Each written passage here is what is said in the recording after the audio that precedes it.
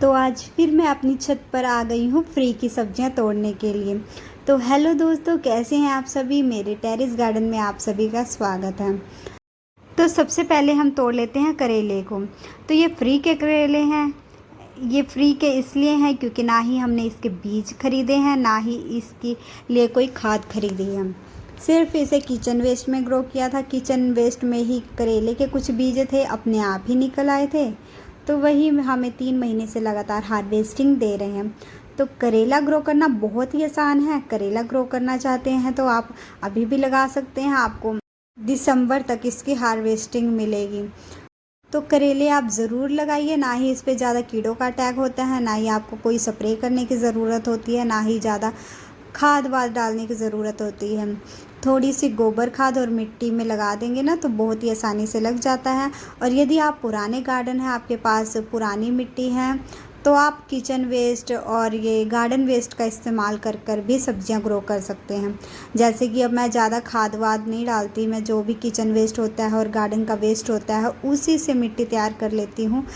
3 साल से मैंने गोबर की खाद भी नहीं इसमें डाली है, फिर भी फ्रूटिंग देखिए लगातार हो रही है। सब्जियां छत से ख़त्म ही नहीं होती, कुछ ना कुछ छत से मिलता रहता है लगातार। और ये फ्रूटिंग आप देख ही सकते हैं कि 3 महीने से मैं लगातार हार्वेस्टिंग कर रही हूँ जब से मैंने ये सब्जियां ग्रो करी हैं। बरसात की सब्जियां जब मैंने लगाई थी ना, तभी से ये अभी तक हार्वेस्टिंग दे रहे हैं और अभी लंबे समय तक चलने वाले हैं, क्योंकि इस पर फ्रूटिंग रुकने का नाम ही नहीं ले रही। और मैं अभी जब तक इस पर फ्रूटिंग लग रही है मैं इसको अभी नहीं निकालूंगी। तो इस तरीके से लगातार सब्जियां मिलती रहेंगी यदि आप छत पे कुछ ना कुछ लगाते हैं। ये देखिए फ्री में इतनी सारे करेले मिल गए हैं, बिल्कुल ज़ीरो कॉस्ट लगी है इसको लगाने में। तो इसमें मैंने ना कोई झंझट किया, मेहनत भी ज़ीरो है, क्योंकि जो हमने किचन वेस्ट ग्रो बैग में डाल दिया था ना, उसी में बीज भी अपने आप निकल आए। और अपने आप निकले हुए बीजों की ग्रोथ बहुत ही अच्छी होती है। तो मैंने कोई भी पौधा नहीं निकाला, बस थोड़ी सी थिनिंग कर दी थी क्योंकि कुछ ज़्यादा ही प्लांट्स हो गए थे। तो एक ग्रो बैग में ज़्यादा प्लांट नहीं लगाना चाहिए था, तो मैंने 2-3 प्लांट ही रहने दिए थे ताकि पौधे की ग्रोथ अच्छी हो और उसको रूट्स को फैलने का मौका मिले।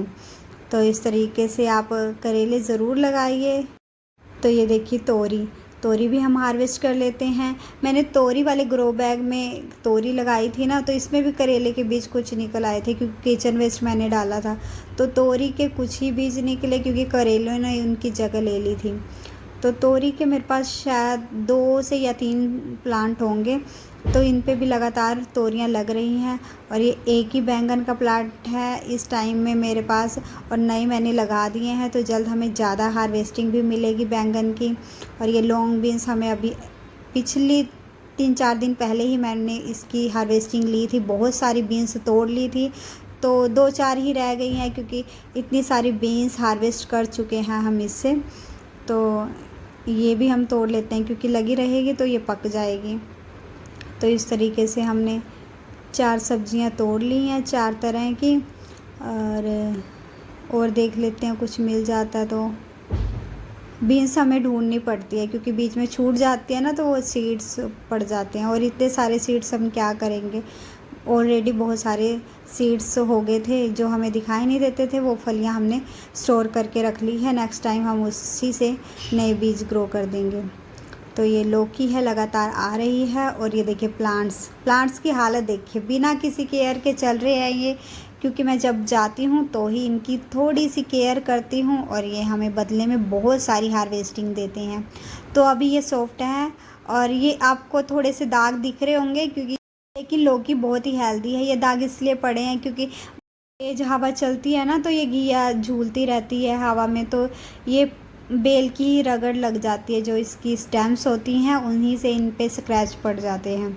तो यदि आप इसे कपड़े से कवर कर देंगे ना तो बहुत ही स्वस्थ घिया मिलेगी, बेदाग घिया मिलेगी। मैं यहाँ नहीं थी तो जैसे इनकी फ्रूटिंग हुई वैसे ही मम्मी ने चलने दी, क्योंकि उनको नहीं पता कि कैसे केयर करनी है, ना ही इनके पास टाइम होता है।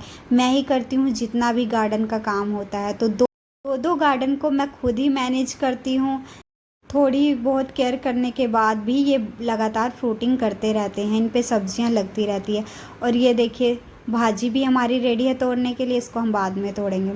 तो मिर्च भी हम तोड़ लेते हैं। कुछ मिर्च में मरोड़िया रोग लग चुका है, ये क्योंकि हम केयर नहीं करते। सिर्फ मैं बीज लगा देती हूँ और अपने आप ही पौधे चलते रहते हैं। और मंथ में सिर्फ एक बार मैं लिक्विड फर्टिलाइज़र बना के डालती हूँ। सिर्फ इन्हीं से इनकी ग्रोथ इतनी अच्छी चलती है। और मैं स्प्रे भी नहीं करती, बिल्कुल भी नहीं स्प्रे करती। और जैसे लगता है कि ना प्लांट ज़्यादा ख़राब हो गया और फ्रूटिंग नहीं दे रहा है, तो मैं प्लांट्स को ही निकाल देती हूँ। क्योंकि तो मिर्चियाँ इस पे लगातार लग रही हैं, उस पे फ्लावरिंग भी हो रही है। तो मुझे जब तक ये फ्रूटिंग दे रहा है मैं इसको चलने दूँगी।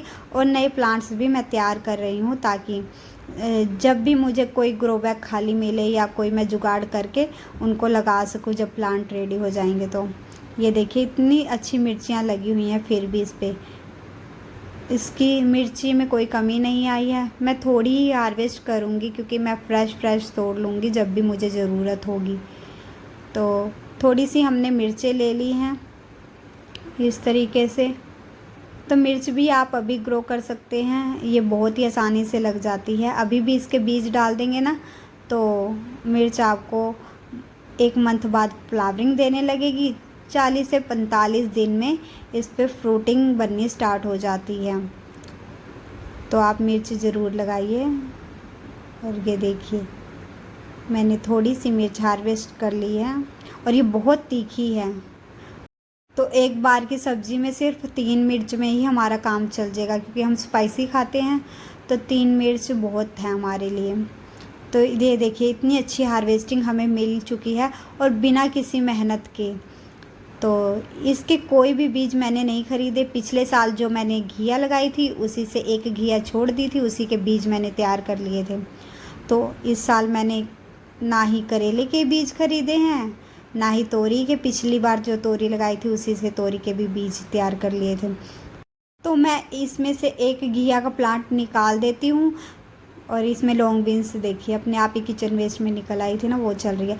तो एक ही प्लांट चलने दे रही हूँ, ताकि मेरी छत से घिया ख़त्म ना हो। जब इस प्लांट से घिया मिलनी बंद हो जाएगी, तब तक मेरे नए प्लांट रेडी हो जाएंगे। बिल्कुल मैंने कुछ नहीं किया है, जो बेल थी उसे उखाड़ दिया है। और अब थोड़ी सी गुड़ाई करके बीज डाल देंगे। बीज हमारे घर के ही हैं। तो यदि आप गार्डनिंग करते हैं ना, तो एक फल छोड़ देंगे, तो नेक्स्ट ईयर आपको बीज भी खरीदने की ज़रूरत नहीं पड़ती। तो जैसे जैसे आपको टाइम ज़्यादा होता जाएगा गार्डनिंग में, वैसे आपका बजट भी ज़ीरो होता चला जाएगा। एक टाइम ऐसा आएगा कि आपको कुछ भी खरीदना नहीं पड़ेगा, और आपको लगातार छत से सब्जियां मिलती रहेंगी मेरी तरह। तो हमारे पास बहुत सारे लौकी के बीज हैं, तो मैं इसमें 4 बीज डाल रही हूँ। मुझे एक ही प्लांट चाहिए। 24 इंच का ग्रो बैग है ये, और एक बेल ऑलरेडी लगी हुई है, सिर्फ एक बेल ही मुझे चाहिए इसमें। तो इस तरीके से हमने गुड़ाई करके बीजों को लगा दिया है। जो निकीला हिस्सा होता है ना, वो हमेशा नीचे रखा जाता है, और जो चौड़ा हिस्सा है वो ऊपर की तरफ होता है। तो इस तरीके से हमने 1 इंच की गहराई पे इसको डाल दिया। नेक्स्ट वीडियो में इसका अपडेट भी दूंगी।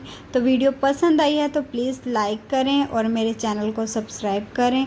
और कुछ भी पूछना हो, कोई भी डाउट हो, तो मेरे को कमेंट कर पूछ सकते हैं। वीडियो को एंड तक देखने के लिए आपका बहुत बहुत